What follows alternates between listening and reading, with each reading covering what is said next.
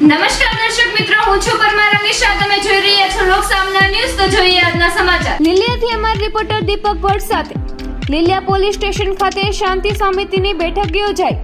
Lilia police station ખાતે PI in charge MD Salunke સાહેબના અધ્યક્ષસ્થાને શાંતિ અને સમિતિનો બેઠક આયોજન કરવામાં આવ્યું હતું.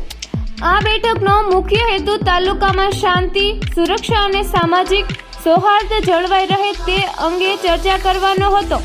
આ બેઠક દરમિયાન વિવિધ સામાજિક અને જાહેર મુદ્દાઓ પર વિચાર વિમર્શ કરવામાં આવ્યો હતો.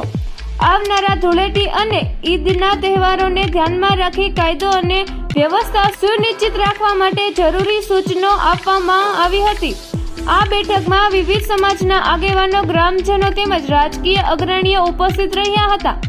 તમામને મળીને લીલિયા તાલુકામાં શાંતિપૂર્ણ વાતાવરણ જળવાઈ રહે તે માટે સહકાર આપવાની ખાતરી વ્યક્ત કરી હતી. પોલીસ ઇન્ચાર્જશ્રીએ ઉપસ્થિત સભ્યોને અપીલ કરી કે કોઈ પણ અફવા કે ગેરસમજ ફેલાવવાના બદલે તાત્કાલિક પોલીસ તંત્રનો સંપર્ક કરવામાં આવે અને કાયદો વ્યવસ્થા જાળવવામાં સહયોગ આપવામાં આવે. ફરી મળીશું એક નવા સમાચાર સાથે. ત્યાં સુધી જોતા રહો લોકસામના ન્યૂઝ.